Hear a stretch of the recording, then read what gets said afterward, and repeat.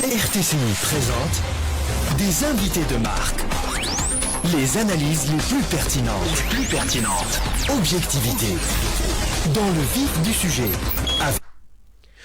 8h13 sur les ondes de RTCI, vous écoutez dans le vif du sujet. Notre invité est là, monsieur Ahmed Daimi, ancien député qui a préféré ne pas se représenter pour un nouveau mandat à l'Assemblée des représentants du peuple, mais de sortir donc de la vie politique, si on peut dire, même si je pense qu'il est toujours actif dans la vie politique. Il est désormais le président d'un nouvel observatoire, un observatoire qui s'appelle Raqaba. Je ne sais pas comment on traduirait cela. C'est notre invité Ahmed Daimi qui nous le dira. Bonjour, monsieur Ahmed Daimi. Bonjour et je salue tous les auditeurs et voilà, merci pour l'invitation.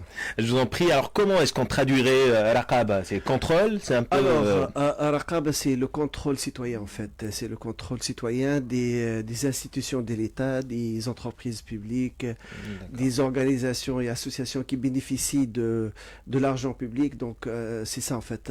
Raqaba, c'est le contrôle. En fait. Est-ce que c'est une sorte de plateforme pour les lanceurs d'alerte?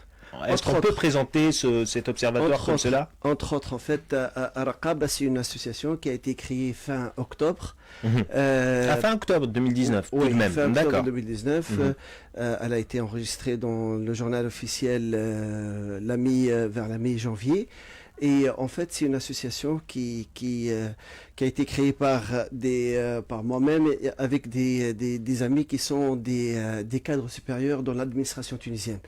Et l'idée en fait de cette association-là, comment sortir de cette scène politique polluée entre guillemets et créer une association qui travaille sur un objectif bien précis, loin des querelles, loin des tiraillements politiques, loin des problèmes, et se concentrer sur un axe prioritaire pour les Tunisiens tous, qui est l'axe de la lutte contre la corruption, avec une méthodologie qui est un mixage en fait, une méthodologie en même temps une méthodologie scientifique basée sur des chiffres, sur des faits, sur des documents, sur des dossiers documentés, et en même temps une méthodologie militante en fait. À mon avis, c'est ça qui peut faire la différence entre Raqaba et certaines autres organisations. Il y a un côté militant très fort. Militant, quand je dis militant, je pense à la dénonciation des faits de corruption avec tous les moyens possibles pour y compris les moyens judiciaires. Donc, surtout les moyens judiciaires, mais également pas seulement les moyens judiciaires, parce que c'est ça qui fait la différence. Informer l'opinion publique, en fait. Il y a un grand tabou en Tunisie, qui est les faits de corruption. Lorsqu'on parle de faits de corruption, tout le monde dit on laisse ça à la justice, on laisse la justice faire son travail. Mais ce qui est logique dans une démocratie où l'un des piliers des démocraties, c'est bien évidemment les médias qui sont là pour dénoncer, mais également la justice qui est là pour donner clairement les faits et aussi prononcer des sentences. Tout à fait, mais la justice fait son travail et elle commence à le faire très bien. Et je suis témoin en fait, et je travaille avec la justice de façon hebdomadaire. Au moins, je rencontre des juges et je travaille avec des juges. Et en fait, elle commence à faire très bien son rôle, mais le rôle de la justice ne suffit pas dans la société pour combattre ce fléau. Il faut également un rôle très actif des médias. C'est pour ça qu'il est très important d'avoir beaucoup de journalistes d'investigation, beaucoup d'émissions dans la télé, les télés et la radio, etc. Et il faut également un rôle très actif de la société civile. Dans les démocraties, il n'y a pas que la justice. Ici en Tunisie, il y a vraiment une obsession. Il y a beaucoup de gens qui me parlent en fait lorsque j'essaie de dénoncer des faits de corruption. Ils me disent il faut laisser, vous avez constitué le dossier, vous l'avez mis dans les mains d'un juge, laissez le juge faire son travail. Alors que c'est pas vrai. Le juge doit faire son travail, c'est clair, et il va le faire bien, mais le juge, il a son rythme, il a ses règles de travail, le juge, il a une discrétion totale, le juge, il traite un dossier, il ne traite pas une actualité. par exemple, lorsqu'il y a un PDG en exercice qui a des faits de corruption avérés, on donne le dossier à un juge. Et en même temps, entre-temps, en fait, avant que le dossier soit traité définitivement, ce PDG, il est en exercice, il est en train de payer l'argent de l'État, il est en train de payer l'argent de contribuables. Mais c'est ce que me disait l'ancien ministre de la Justice, M. Razi Cheribi, quand je l'ai interviewé, et lorsqu'il m'a dit que le temps de la justice n'est pas le temps médiatique, par exemple. Il n'est pas également le temps de la société civile, il n'est pas le temps, en fait, des Tunisiens de façon générale. En fait, ils traitent avec des dossiers. Et donc, il ne faut pas faire de la pression directe sur les juges, en fait, pour faire bâcler leur investigation. Par contre, ce qu'on peut faire de la pression positive. Comment ça? C'est lorsque on s'intéresse à des faits de corruption, on les divulgue, on les dénonce devant tous les Tunisiens. Dans ce cas-là, en fait, il y aura une pression sur le juge lui-même pour accélérer l'investigation. Ce qu'on essaye de faire. On essaye de faire des dénonciers. Il faut avoir cette notion de honte pour les auteurs de faits de corruption. C'est une conception un petit peu anglo-saxonne le shame. Oui. Le shame, en fait. Mais même en France, en fait, les Français et les francophones savent très bien le rôle très important du canard enchaîné, par exemple. Oui. En fait, c'est faire de l'humour aussi, le canard enchaîné, c'est le canard enchaîné, côté satirique. Il y a un côté satirique, mais en même temps, entre les lignes, en fait, il divulgue ce sentiment de honte pour tous les auteurs de faits de corruption. Alors, en Tunisie, ici, juste un dernier mot. Il y a des gens qui sont impliqués dans des faits de corruption. Ils parlent avec moi, ils me disent, vous avez constaté un dossier sur moi. Laissez la justice faire son travail. Maintenant, je vois les gens impliqués dans la corruption. Ils veulent que les dossiers soient envoyés à la justice parce qu'ils connaissent très bien, ils savent très bien que le temps de la justice est très lent. Et donc, du coup, ils ont du temps pour continuer leur exaction. Et en même temps, ils ont du temps pour essayer de trouver des compromis, des solutions. Des compromis peut-être. Et ça existe encore, ça, en Tunisie? Je pense que oui. Je pense que c'est une minorité. La majorité des juges font leur travail. Et je traite surtout avec le pôle judiciaire, financier et économique. En fait, ils font un travail. Et vous prenez des photos de temps en temps? Je prends des photos, je prends des selfies pour informer les gens. Et en même temps, pour faire passer des messages, entre autres un message de peur pour les gens impliqués dans les faits de corruption.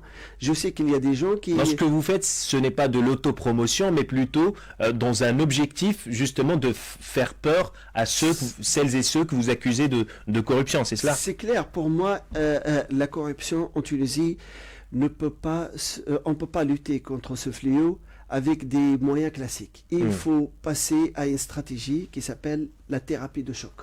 La thérapie de choc, c'est-à-dire citer les gens impliqués dans la corruption, si on est sûr, si on a des documents, si on a des dossiers, on cite les noms de ces gens-là. Il faut qu'ils aient honte. En fait, il faut qu'il y ait de la pression familiale, sociale et tout. Il ne faut pas qu'ils passent inaperçus dans leur société. Il ne faut pas qu'ils continuent à avoir une légitimité. Il faut frapper leur légitimité dans leurs entreprises, dans leur boulot et également dans leur entourage social. À mon avis, la thérapie de choc, ça va nous permettre de gagner beaucoup d'années dans cette lutte contre la corruption. Mais justement, est-ce que vous reprochez un petit peu à M. Chaoukri Tbib et à l'INLUC, l'instance nationale de lutte contre la corruption, de ne pas assez dénoncer les gens qui sont soupçonnés de malversation ou de corruption? On le voit, M. Chaoukri Tbib ne donne aucun nom, il dit certain nombre de partis, partis IES, voilà, qui sont très puissants. Hier encore, il avait dit qu'il y a toujours des gens très puissants qui font en sorte que les dossiers de corruption ne soient jamais divulgués. C'est clair, il n'y a pas que ça en fait, il n'y a pas que ça. Il y a beaucoup de critiques envers les LUC et le travail de les LUC. Malheureusement, ils ont raté beaucoup d'occasions pour se mettre en avant, pour accélérer la lutte contre la corruption. Ils n'ont pas activé l'instance ou la commission d'investigation qui existe dans la loi en fait. Mais il faudrait, je crois, des décrets. Il existe ce décret. Le décret n'a pas. Bien sûr, il existe. Il existe le décret. Le seul décret qui n'existe pas, c'est la nomination des membres de cette commission-là. La commission elle a beaucoup de prérogatives, beaucoup plus de prérogatives que sans les prérogatives de la police judiciaire. Ils n'ont pas ces prérogatives de police judiciaire. Si, quand même.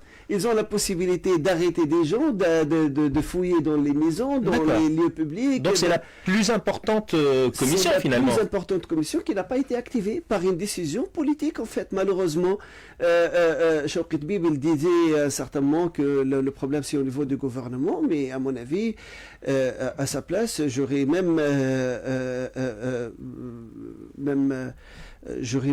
exigé que la commission, que le décret soit promulgué, sinon je laisse la place en fait. À mon avis, il a manqué de faire de pression pour activer cette commission-là, et la commission, elle avait un rôle très important à jouer.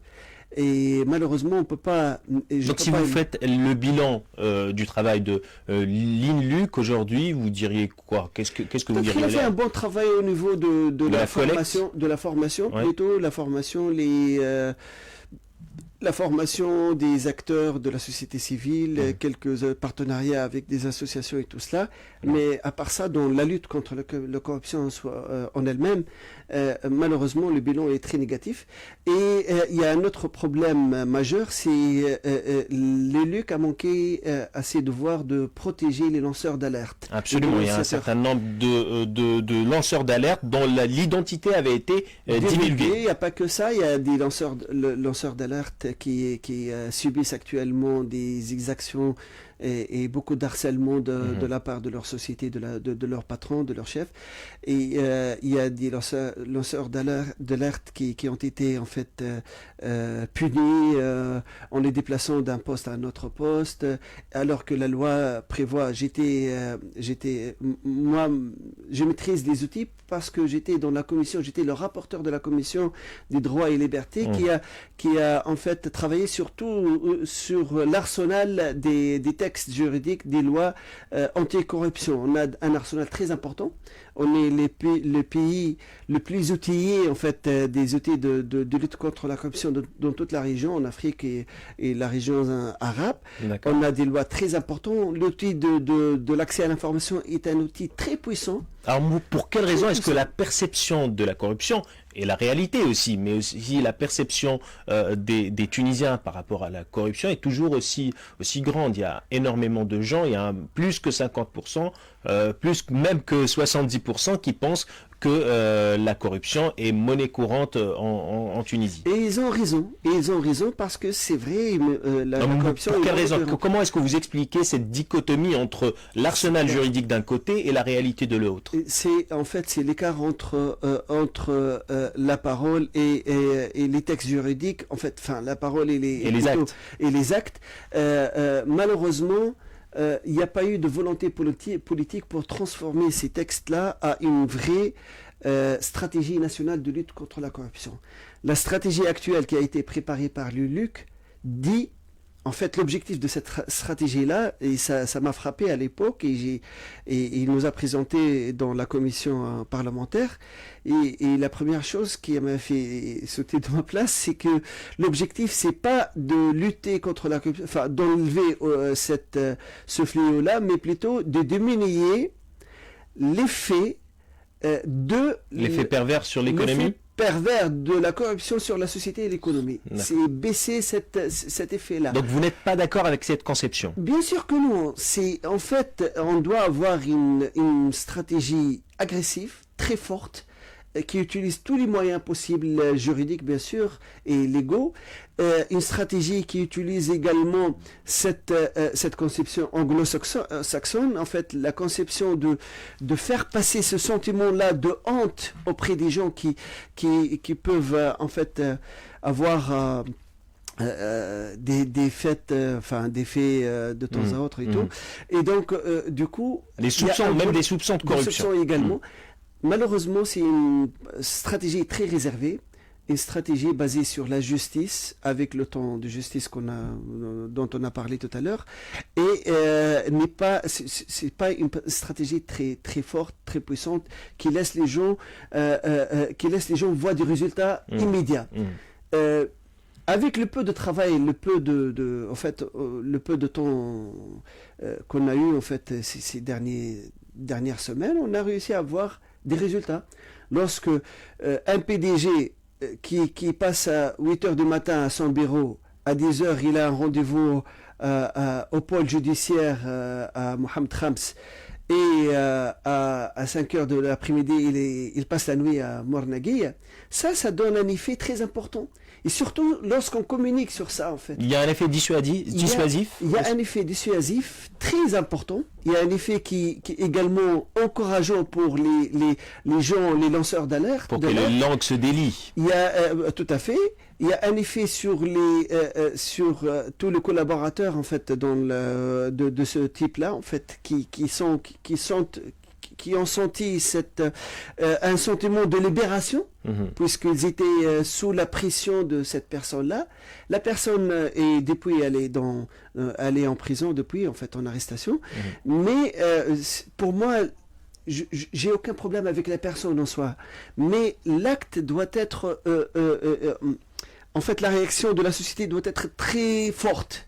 Pour arrêter ce genre de fait, ce genre d'exactions, ce modèle de réflexion. Plus que maintenant, il y a beaucoup de gens qui essayent de profiter de leur passage à l'administration. Il suffit d'un passage de quelques mois pour construire sa maison, pour acheter une belle voiture, pour peut-être même ouvrir un compte bancaire à l'étranger, pour détourner... peut-être blanchir un certain nombre de revenus. Tout à fait, blanchir des revenus également, et blanchir certains dossiers qui sont dans l'administration. Maintenant, c'est devenu une sorte de réflexe. Je ne peux pas généraliser, on ne doit pas généraliser. Il y a beaucoup de PDG très intègres qui font leur travail, qui luttent contre tous les types, de lobbies qui existent dans le pays, dans leur société tout d'abord et dans le pays de façon générale. Mais il y a une partie également de ces gens-là, des premiers responsables dans les entreprises publiques, qui entretiennent cette logique-là, qui essayent de profiter de leur passage. Mais est-ce que par honnêteté, disons, intellectuelle, vous avez vous-même parfois peur de traîner dans la boue la réputation des hommes sur des petits soupçons, ou est-ce que vous avez peur d'être induit en erreur par un certain nombre qui se présentent comme des lanceurs d'alerte, mais qui en fait ont eux aussi à qui profite le crime. Quand on vous donne un dossier, c'est que derrière il y a un besoin de dénoncer une personne. Et pourquoi a-t-on besoin de dénoncer une personne? Donc il y a véritablement ce souci, non, éthique. C'est clair. Non, c'est clair. C'est un souci qu'on vit avec ce souci-là tous les jours. Surtout que la dénonciation de crimes de corruption, des fois, ça rentre dans le domaine de règlement de compte, de concurrence déloyale, beaucoup de choses en fait. Il y a des gens qui veulent ce poste-là, donc du coup ils cherchent la petite bête, pour les gens qui occupent le poste, etc. Donc on a un effort considérable d'investigation avant de sortir un dossier. Et vous le faites, ce travail d'investigation? Bien sûr, on le fait, vous ne vous contentez pas des doutes? C'est clair, on fait le travail d'investigation. Et d'ailleurs, avant de parler d'un dossier, on le dépose auprès de la justice. Donc c'est une règle que nous avons imposée à nous-mêmes. C'est une démarche bien écrite. Et pour déposer un dossier à la justice, et pour que ce dossier-là soit accepté, il faut qu'il y ait des documents, des justifications et tout. Je voulais revenir à un aspect très important. On a un problème structurel en Tunisie. La corruption, en fait, une des causes importantes de la corruption en Tunisie, c'est la structure de l'économie tunisienne. C'est une économie de rente, basée sur des rentes, basée sur un groupe minoritaire, en fait, un petit groupe d'hommes d'affaires qui est là depuis les années 70, peut-être aux 80, qui ont une hégémonie sur les différents secteurs de l'économie tunisienne. D'accord. C'est pas un crime en soi? C'est pas un crime en soi, mais je parle en fait je suis en train de décrire la nature et la structure de notre économie. D'accord. Et donc, en fait, c'était même les propos vous vous rappelez peut-être de l'ambassadeur de l'Union européenne en Tunisie. Il a dit que le problème de la Tunisie, c'est l'hégémonie d'une quinzaine de personnes sur l'économie tunisienne. Et c'est vrai, ce qui est vrai en fait, et malgré que ça a été dit par un diplomate étranger, et ça nous a touché peut-être dans notre amour propre et notre fierté, mais c'est vrai. Et le problème, cette structure, elle est plus viable en fait. Vous savez, je ne sais pas si les chers auditeurs et auditrices savent que dans notre petite économie tunisienne, on a plus de 230 entreprises publiques. Il y a des entreprises publiques que vous ne pouvez pas imaginer. Un jour, je vais peut-être publier la liste de toutes les entreprises publiques. Et les gens, ils vont rigoler lorsqu'ils vont voir le nom de certaines entreprises publiques dans des domaines qui sont des domaines de la concurrence, qui n'ont rien à voir avec le service public. Et certaines autres entreprises publiques qui peuvent être ouvertes et qui peuvent être... Vous appelez à la privatisation de quelques entreprises. J'ai aucun tabou vis-à-vis de la privatisation. Moi, j'étais, j'étais très proche des idées socialistes, en fait. Mais avec le temps, je considère qu'il faut bien... maintenant, on doit entrer dans une logique pragmatique. Le seul objectif pour nous, c'est comment sauver les sociétés, le service public. Comment garantir le service public pour les Tunisiens. Et les sociétés qui n'ont rien à voir avec ce service public et qui cumulent en fait les pertes toutes les années sur la 230 entreprises, je peux estimer qu'il y a plus de 70% des sociétés qui sont déficitaires. Oui, mais justement, est-ce que faut-il, si on commence à parler de ce sujet, faut-il supprimer les filets de sécurité offerts par les gouvernements à ces entreprises? À chaque fois que ces entreprises ont du mal avec leurs finances, eh bien c'est l'État qui s'en occupe et renfloue les caisses de ces entreprises-là. Faut-il supprimer ce filet de sécurité étatique? Pas du tout, pas immédiatement de toute façon. C'est pas ça le plus important. Le plus important, c'est de restructurer ces entreprises publiques et de changer surtout le modèle de gouvernance de ces entreprises publiques. On a un problème de gouvernance en Tunisie. La Tunisie, le plus grand problème, et ça c'est la découverte de 5 ans de travail sur le dossier de corruption et de mauvaise gestion dans les entreprises publiques. Le plus grand mal de la Tunisie, c'est le système d'information. On a vraiment un défaut majeur dans les systèmes d'information.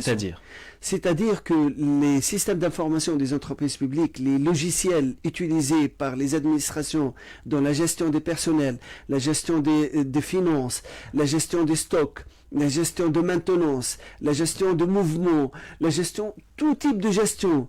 C'est pour vous dire aussi que dans la majorité des entreprises publiques, il n'y a même pas une messagerie électronique interne. C'est juste pour vous dire. Il y a ça en fait. Il y a des entreprises publiques avec des centaines d'utilisateurs qui travaillent encore avec des carnets, des stylos, et dans le meilleur des cas avec des fichiers Excel. Et on est en 2020. Moi, ma spécialité, je suis un expert de système d'information. Je connais très bien ce problème-là. Et la première chose, lorsque je reçois les documents d'une entreprise publique, la première chose, j'essaie de voir quels sont les outils informatiques utilisés par ces entreprises-là. Il y a un problème majeur qui s'appelle le système d'information. Et le problème, en fait, en fait,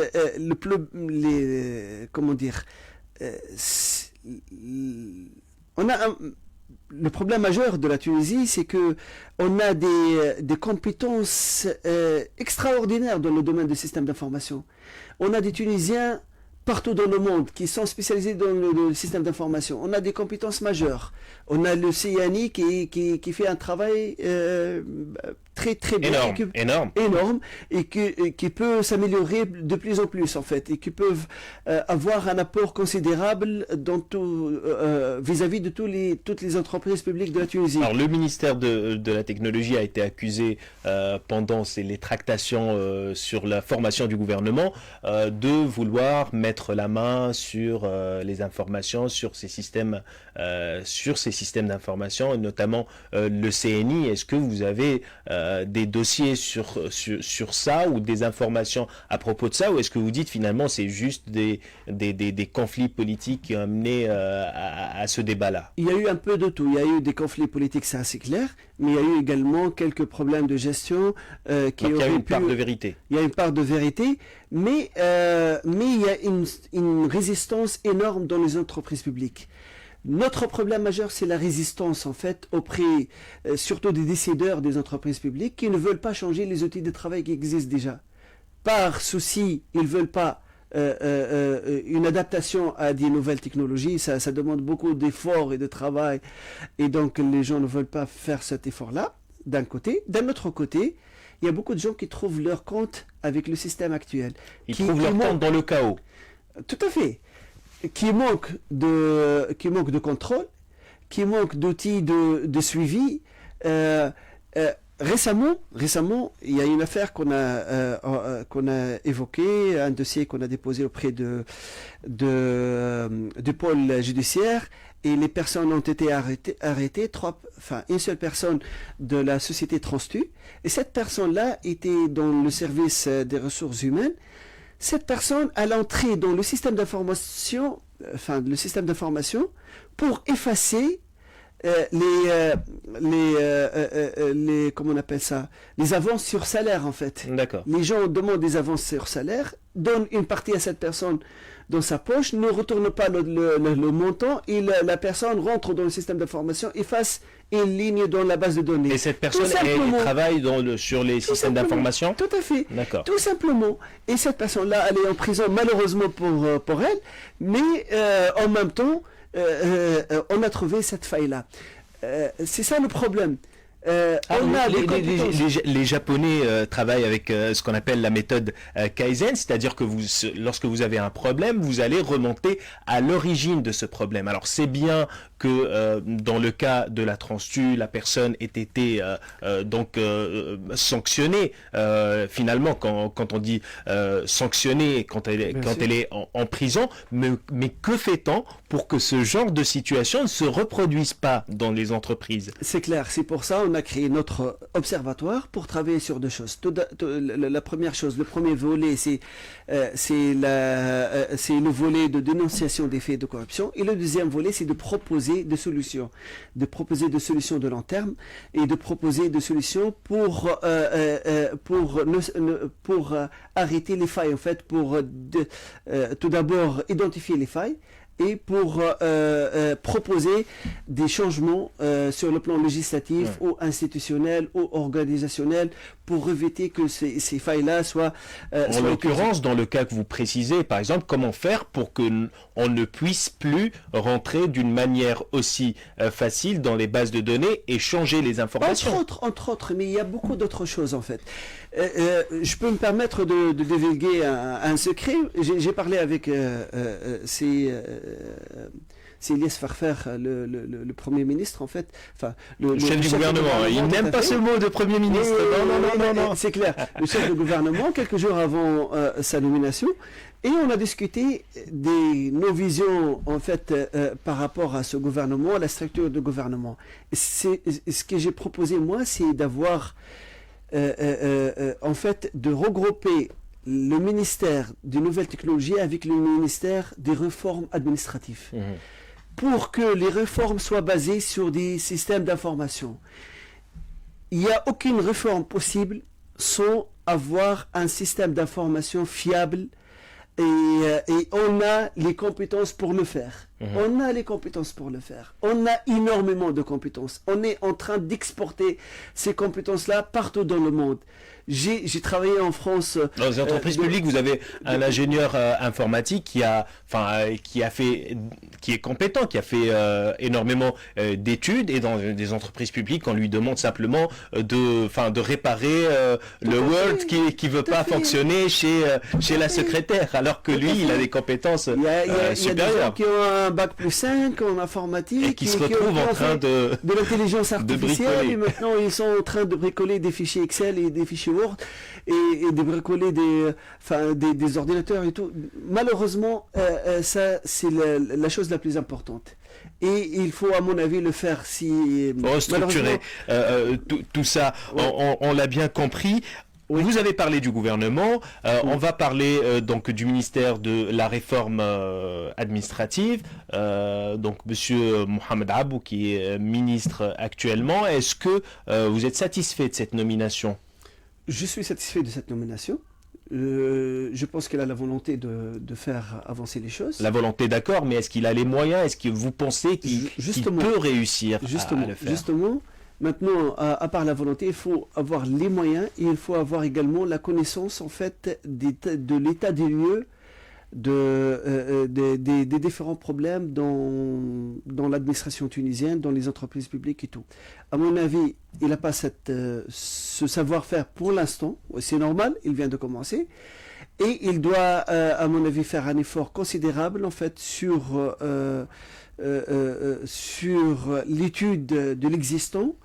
Et il doit ouvrir l'esprit pour en fait essayer de trouver des solutions qui ne sont pas des solutions traditionnelles basées sur les différentes études, les anciennes études en fait de la réforme institutionnelle, etc.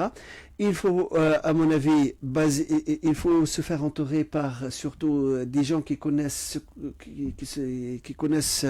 le domaine du système d'information, puisque c'est l'apport considérable qu'il doit faire pour essayer de faire avancer les choses. Est-ce que vous en avez discuté avec M. Mohamed Abou ? Est-ce que vous êtes en contact avec M. Mohamed Abou ? Non, pas pour l'instant. Non, pas pour l'instant. Et on est dans la société civile. Et vous avez vous gardez de bons rapports avec M. Mohamed Abou ? Tout à fait. On est des amis. Malgré les différents politiques, il n'y a jamais eu de conflit majeur entre nous. Et je suis dans la société civile et je compte pas je compte pas faire autre chose dans les prochaines années. Mais je l'ai dit récemment, j'ai dit que je suis prêt de travailler avec lui sur certains aspects, de donner des propositions, et c'est à lui de faire en fait. Malheureusement, le portefeuille, il est très... c'est pas un portefeuille destiné ou dédié à la réforme, aux réformes administratives. C'est un portefeuille, en fait, il va être noyé dans le problème comment on appelle ça, de gestion, le problème public de la fonction publique, de tous les agents publics, les agents de l'État, les concours nationaux, etc.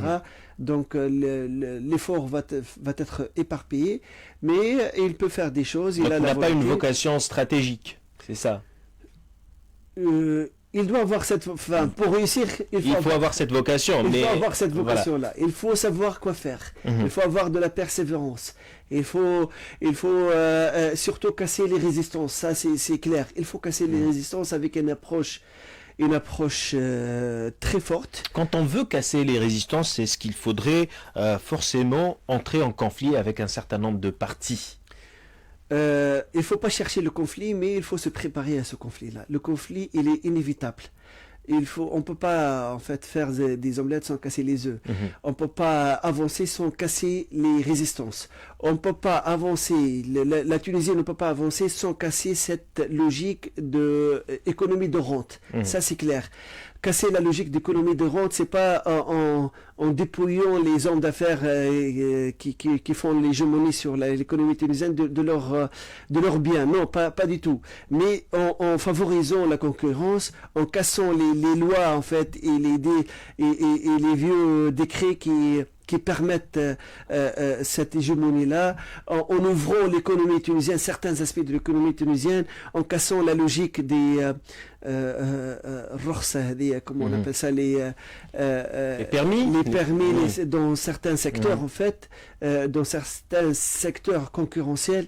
Pourquoi laisser les permis au prix d'une seule personne dans une administration derrière son bureau? Tout le monde doit passer par lui. C'est clair, il a une autorité beaucoup plus importante que l'autorité du président de la République. Puisque c'est lui qui signe en fait. Il y a une autorité de la signature en Tunisie. Et cette signature, elle est monnayée par beaucoup de gens. Je ne peux pas généraliser, mais malheureusement c'est le cas dans beaucoup de secteurs.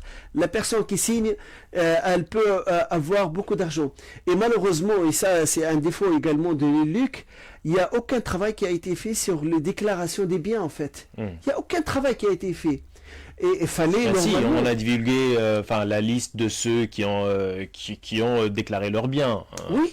Mais après, est-ce qu'il y a eu vraiment des investigations sur les déclarations? Est-ce qu'ils sont des vraies déclarations et des fausses déclarations? D'après la loi, il faudrait faire une sorte de sondage, c'est-à-dire qu'ils vont prendre des gens au hasard et vérifier si ces déclarations sont vraies ou pas. S'il n'y a pas des soupçons, mais s'il y a des soupçons concernant certaines personnes, il faut aller directement à ces personnes. À ces personnes. Et je peux vous assurer, et là, avec un peu le recul nécessaire en fait, puisque j'étais dans la commission parlementaire qui a sorti la loi sur la déclaration des biens, je peux vous assurer qu'ils ont noyé le poisson, qu'il y a eu des lobbies qui ont rajouté beaucoup de catégories pour noyer le poisson. Maintenant, on est tout le monde, tous les Tunisiens finalement doivent déclarer. Plusieurs dizaines de milliers de personnes concernées par la loi, alors que fallait malheureusement se concentrer, restreindre la liste pour mieux contrôler. Se contenter de quelques centaines qui sont dans des postes clés pour bien les contrôler. Faut maintenant divulguer ou informer les Tunisiens de certaines, au moins d'une certaine catégorie de personnes en fait. Il faut sortir, il faut publier les déclarations de certaines personnes. Pourquoi pas? Alors, vous avez dit que la corruption était encore un sujet tabou en Tunisie. Est-ce que vous en voulez également aux médias de ne pas justement faire assez d'investigations sur des dossiers de corruption? Parfois, on se contente de vous inviter ou d'inviter d'autres personnes qui vont nous dire, par exemple, oui, il y a de la corruption, et on va recevoir l'autre personne pour dire non, il n'y a pas de corruption sur un dossier bien déterminé. Mais est-ce que vous pensez qu'il y a un travail de fond, un travail d'investigation qui n'est pas fait dans les médias, et notamment les médias publics? Ça c'est clair. En fait, le travail qui a été fait, ne correspond pas à la gravité des fléaux de corruption en Tunisie. Maintenant, lorsqu'on voit tout le monde parle de la Corona 24/24, tous les médias, tous les journalistes parlent de ça, alors qu'il y a eu un seul cas en Tunisie. J'espère qu'on aura plus, on n'aura plus aucun autre cas, alors qu'il y a un fléau qui appauvrit les Tunisiens, un fléau qui pille les richesses du pays, alors que personne n'en parle, très peu de gens en parlent. Ça, c'est un problème. La deuxième chose, c'est que le journalisme d'investigation est resté très limité en Tunisie. Maintenant, il y a quelques cas, quelques plateformes qui commencent à avoir de l'ampleur. Tant mieux, c'est bien. Mais la concurrence dans ce domaine-là va permettre d'améliorer également et de pousser les gens qui font du journalisme d'investigation à aller vers d'autres vers d'autres niveaux, vers d'autres sphères, puisque maintenant on se contente de certains petits faits de corruption, personne ne touche les gros poissons. Et ça, c'est un problème. On n'a jamais vu en fait un reportage sur les gros poissons qui pillent la Tunisie et qui exercent leur hégémonie sur les médias, sur les partis. Et en fait, c'est les mêmes personnes qui financent les partis, les médias, qui financent certains lobbies qui sont attachés peut-être même à des pays à l'étranger et tout. Ce que vous dites est tout de même très grave. On a l'impression que c'est anodin, c'est Ahmed Daimi qui vient pour dire ça, c'est anodin, mais en fait c'est très grave ce que vous dites, c'est que nous, depuis 2011, nous avons donc la démocratie, un processus démocratique, mais ce que vous nous décrivez là est loin de l'idéal qu'on se faisait d'une démocratie, Ahmed Daimi. Mais il faut voir autour de nous, il faut voir la perception qu'a la corruption auprès des Tunisiens, il faut voir l'ampleur de ce fléau-là. Moi, je travaille sur des sujets, sur des dossiers de corruption, et je peux vous assurer que chaque année, le nombre de gens impliqués dans ce fléau-là augmente, ne diminue pas. Et il faut voir les choses, il faut en fait voir la réalité en face. Il faut essayer de voir ça comme un challenge pour tous les Tunisiens. C'est ce que je dis actuellement, c'est que en fait il y a un challenge très important à relever et que tous les problèmes et que en fait les lobbies de corruption continuent à avoir leur hégémonie après 10 ans de révolution, et malheureusement cette hégémonie-là est en train d'augmenter, elle n'est pas en train de baisser, malheureusement, puisqu'il n'y a pas eu de volonté. Malgré l'arsenal juridique, et ça nous coûte en point de croissance. Ça nous coûte en point de croissance. À mon avis, la première estimation, il y a juste arrêté, en fait, donner des signaux très forts pour lutter contre la corruption peut nous permettre d'avoir 2 points de croissance en une seule année. Et Dieu sait que nous en avons besoin. Hein. Tout à fait. 2 points de croissance, ça veut dire au moins 40 000 emplois supplémentaires dans le pays. Et beaucoup de vies sauvées, beaucoup de vies améliorées pour les Tunisiens. Donc on l'a compris, la corruption c'est plus dangereux que le coronavirus. Maintenant nous revenons à la carrière de monsieur Ahmed Daimi. Aujourd'hui vous avez décidé justement de sortir de la politique, c'est ça? Vous n'êtes plus un homme politique aujourd'hui, on ne peut pas vous présenter comme homme politique ou acteur de la société civile maintenant? Je suis acteur de la société civile. Est-ce que vous avez abandonné d'une manière décisive et définitive la vie politique? J'ai abandonné la vie politique. D'une manière définitive, je ne peux pas dire qu'est-ce que l'avenir vous réserve, oui. Voilà, tout à fait. Mais de toute façon, je travaille, j'ai une mission pour cette année, pour les années prochaines, une mission de travailler sur ce fléau-là, de consacrer tous mes efforts sur ça. Je ne suis pas seul, heureusement, on travaille en équipe. J'ai avec moi des gens formidables qui font un travail exceptionnel. J'ai avec moi le secrétaire général de mon association, c'est Mohamed Abdelmoumen, c'est un cadre dans une entreprise publique de transport en Tunisie, et c'est quelqu'un qui connaît très bien dans les lois et tout. On a avec nous des gens de différentes entreprises publiques, et on est en train de propager une vision et une méthodologie mixte, en fait, une méthodologie scientifique et militante en même temps pour lutter contre la corruption. C'est un travail que j'aime très bien, et j'ai commencé à le faire depuis que j'étais au Parlement. J'étais nominé en 2016 par le prix de lancement d'alerte de iWatch.